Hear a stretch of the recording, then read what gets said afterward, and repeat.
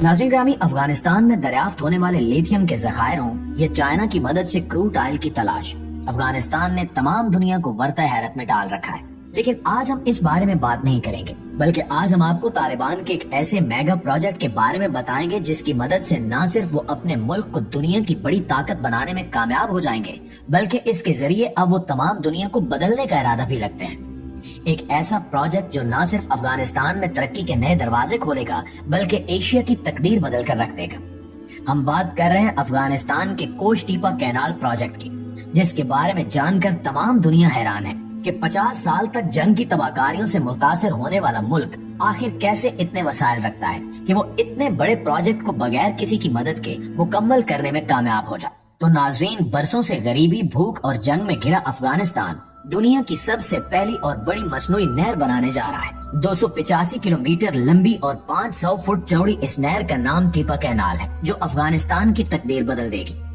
इस नहर को बनाने के लिए अफगानिस्तान की हुकूमत ने किसी से कोई मदद नहीं ली, ना ही कोई इक्विपमेंट, ना ही कोई इंजीनियरिंग टीम। चंद दिन पहले तक तकरीबन 100 किलोमीटर तक इस नहर की खुदाई हो चुकी थी। लेकिन सवाल ये पैदा होता है कि अफगानिस्तान को इतनी बड़ी नहर बनाने की जरूरत क्यों पेश आई। अफगानिस्तान को एक मुकम्मल लैंड लॉक कंट्री कहा जाता है, क्योंकि इसके किसी हिस्से के साथ कोई समंदर नहीं लगता।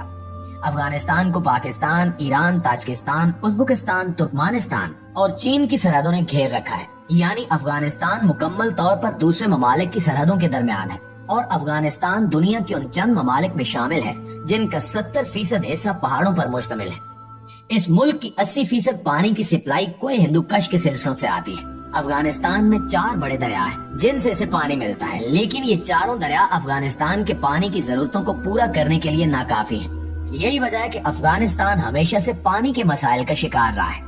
अफगानिस्तान के शुमाली इलाका जात पानी की सख्त कमी का शिकार है, और अमेरिका और अफगानिस्तान की जंग के बाद इन मसाइल में मजीद इजाफा हो गया है। इसलिए फैसला किया गया कि 285 किलोमीटर के फासले तक एक मसनूई नहर बनाई जाए, जो उन तमाम इलाकों को सैराब करे जो पानी की वजह से खुश्क साली का शिकार है। लिहाजा इस मंसूबे की मदद से 5.5 लाख एकड़ खुश्क और बंजर रकबे को लहलहाते हुए सरसब्ज खेतों में बदल दिया जाएगा, जिसमें गेहूं, गंदम, चावल और दूसरे अनाज उगाए जाएंगे। अगले 2 सालों में अफगानिस्तान इस कैनाल की मदद से न सिर्फ अपने मुल्क की जरूरियात के लिए गंदम और दूसरा अनाज उगा सकेगा, बल्कि 50% गंदम दूसरे मुल्कों को एक्सपोर्ट करने के काबिल भी हो जाएगा। दोस्तों, ये प्रोजेक्ट मार्च 2022 में शुरू हुआ था, और उम्मीद की जाती है कि जिस तेज रफ्तारी से काम जारी है, ये प्रोजेक्ट 2025 तक मुकम्मल हो जाएगा। जब ये प्रोजेक्ट शुरू हुआ तो लोगों का कहना था कि अफगानी इंजीनियर टेक्नोलॉजी में इतनी महारत नहीं रखते कि वो इतने बड़े प्रोजेक्ट को कंप्लीट कर सके। लेकिन आज तमाम दुनिया ये देखकर हैरान है कि अफगानी इंजीनियर किस महारत और मंसूबाबंदी और तेजी के साथ इस प्रोजेक्ट को कंप्लीट कर रहे हैं। इस प्रोजेक्ट को 3 फेज में डिवाइड किया गया है। पहले और दूसरे फेज में इस कैनाल की खुदाई की जाएगी, जो कि 100 किलोमीटर तक हो चुकी है। इस मकसद के लिए 200 लोकल ठेकेदारों को मुंतखब किया गया और 7000 क्रेनों और बिल्डोजरों को खुदाई के काम के लिए मंगवाया गया है। हैरानकुन बात यह है कि ये बिल्डोजर, क्रेनें और दूसरी मशीनरी बड़े मुल्कों से इंपोर्ट की हुई जदीद मशीनरी नहीं है, बल्कि ये बिल्डोजर और क्रेनें 1960 की दहाई की हैं। लेकिन इससे भी ज्यादा हैरानकुन बात यह है कि वो बड़ी महारत से इस मशीनरी को अपने मकसद के लिए इस्तेमाल कर रहे हैं। तमाम काम एक मंसूबाबंदी और तरतीब से किया जा रहा है। तमाम ट्रक एक लाइन में खड़े होते हैं, और इंजीनियर का इशारा मिलने पर क्रेनें इनमें मिट्टी डाल देती हैं। जब इंजीनियर ओके का इशारा करता है तो ट्रक उस मिट्टी को लेकर चल पड़ते हैं। इतनी ज्यादा मिट्टी को एक जगह से दूसरी जगह मुंतकिल करना बहुत मुश्किल काम था, लेकिन अफगानी इंजीनियर्स ने इसका बहुत खूबसूरत हल तलाश किया। उन्होंने इस मिट्टी को नहर की बाउंड्री पर डालना शुरू कर दिया।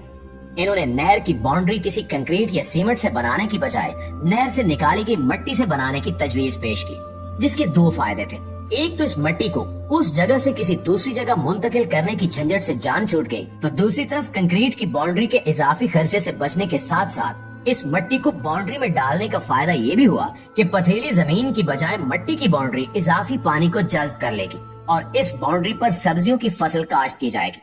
दुनिया को ये देखकर और भी हैरानी हुई कि एक तरफ तो नहर की खुदाई का काम जारी है, तो दूसरी तरफ नहर के आसपास सब्जियां, पौधे और दरख्त लगाने का काम भी जारी हो चुका है। इस कैनाल का काम मुकम्मल होने के बाद वाटर पाइप लाइनों के जरिए 5 किलोमीटर के फासले तक इसका पानी पहुंचाया जाएगा। ایک بہت حیران کن چیز جو دنیا کے سامنے آئی وہ یہ تھی کہ اس نہر کے پاس بنے ٹیوب ویل اور واٹر پمپس کو چلانے کے لیے بجلی کی بجائے سولر سسٹم لگائے گئے ہیں، جس سے بجلی کے اضافی خرچے سے بچا جا سکتا ہے۔ اس پروجیکٹ کو لے کر مختلف لوگوں نے بہت پراپوگنڈا کیا۔ کچھ لوگوں کا کہنا تھا کہ افغانی انجینئرز میں اتنی مہارت اور ٹیلنٹ نہیں ہے کہ وہ ایسے پروجیکٹ کو ہینڈل کر سکیں، تو دوسری طرف کچھ لوگوں کا یہ بھی کہنا تھا کہ افغانی ٹھیکیداروں کو وقت پر تنخواہیں نہیں دی جا رہی، لیکن اس میں کوئی حقیقت نہیں ہے۔ تجزیہ نگاروں کا کہنا ہے کہ اگر ٹھیکیداروں کو وقت پر پیسے نہ ملتے تو اتنی تیز رفتاری سے کام کبھی مکمل نہ ہوتا۔ یہ پروجیکٹ افغانستان میں ترقی اور خوشحالی کے لیے ایک سنگ میل کی حیثیت رکھتا ہے، جس کی مدد سے طالبان خشک اور بنجر علاقوں کو سرسبز اور لہلاتے ہوئے کھیتوں میں تبدیل کر دیں گے۔ افغانستان چند سالوں میں بھوک اور افلاس سے مکمل طور پر خلاصی حاصل کر لے گا۔ ان کے مقامی لوگ بھی حکومت کے اس اقدام سے بہت زیادہ خوش ہیں، کیونکہ اس کی وجہ سے ان کے کھیت سیراب ہوں گے اور وہ معاشی طور پر خود کفیل ہو جائیں گے، بلکہ دوسرے ممالک کو بھی بڑی مقدار میں اناج ایکسپورٹ کرنے کے قابل ہو جائیں گے، جس سے کثیر تعداد میں زر مبادلہ کمایا جائے گا، جو کہ افغانستان کے دیگر بڑے پروجیکٹس پر خرچ کیا جائے گا۔ اس کے علاوہ یہ بھی کہا جا رہا ہے کہ اگر اسی تیز رفتاری سے افغانستان میں کام ہوتا رہا تو امید کی جا رہی ہے کہ آنے والے چند سالوں میں افغانستان ایک بڑے زرعی ملک کی حیثیت سے دنیا کے نقشے پر ابھر کر سامنے آئے گا۔ دنیا کے تمام وہ ممالک جہاں اناج کی فصلیں کاشت نہیں کی جاتی، وہ افغانستان سے اناج حاصل کرنے پر مجبور ہوں گے، اور 4 سالوں میں افغانستان دنیا کی بڑی طاقتوں کے ہمراہ کھڑا ہوا نظر آئے گا۔ ایک طاقتور اور معاشی طور پر خود کفیل ملک ہونے کی وجہ سے عالم اسلام کے لیے بھی معاون اور مددگار ثابت ہوگا۔ دنیا دیکھے گی کہ کیسے طالبان جنگ سے جلتے ہوئے شکستہ حال افغانستان کو خوبصورت اور سرسبز و شاداب لہلاتے ہوئے افغانستان میں بدل دیں گے۔ افغانی طالبان نے نہ تو جنگ کے بعد اپنے حالات کا رونا رویا اور نہ کشکول لے کر IMF کے پاس $1 ارب کا قرضہ لینے پہنچے، بلکہ انہوں نے مردانہ وار اپنے حالات کا مقابلہ کیا اور اپنے موجودہ وسائل کو اچھے طریقے سے استعمال کرتے ہوئے اپنے ملک کو ترقی کی راہ پر گامزن کیا۔ انہوں نے نہ تو ماڈرن اور ترقی یافتہ ہونے کے لیے دین سے دوری اختیار کی اور نہ ہی کرپشن کے ذریعے بیرون ممالک میں اپنے اکاؤنٹس کھولے، بلکہ پوری دنیا نے دیکھا کہ انہوں نے کم وسائل کے ساتھ انتہائی قلیل مدت میں اپنی عوام کی بھلائی کے لیے کام کیا۔ ہم جہاں ایک طرف افغانی انجینئرز کو مہارت اور جدت سے پرانی مشینری کے ساتھ منظم طریقے سے کام کرتے ہوئے دیکھتے ہیں، تو دوسری طرف نماز کے وقت انجینئرز اور کاریگروں کو تپتے ہوئے بنجر علاقوں میں اپنے خدا کے آگے سجدہ ریز ہوتے ہوئے بھی دیکھتے ہیں۔ سوچنے والی بات یہ ہے کہ ہم جانتے ہیں کہ اللہ تعالیٰ نے پاکستان کو بے بہا قیمتی خزانوں سے نوازا ہے، تو کیا ہمارے پاس وسائل کی کمی ہے یا پھر افرادی قوت کی؟ پھر ہم کیوں کشکول لے کر IMF سے قرضے کی بھیک مانگنے چلے جاتے ہیں؟ بقول علامہ اقبال کہ خدا نے آج تک اس قوم کی حالت نہیں بدلی، نہ ہو جس کو خیال اپنی حالت خود بدلنے کا۔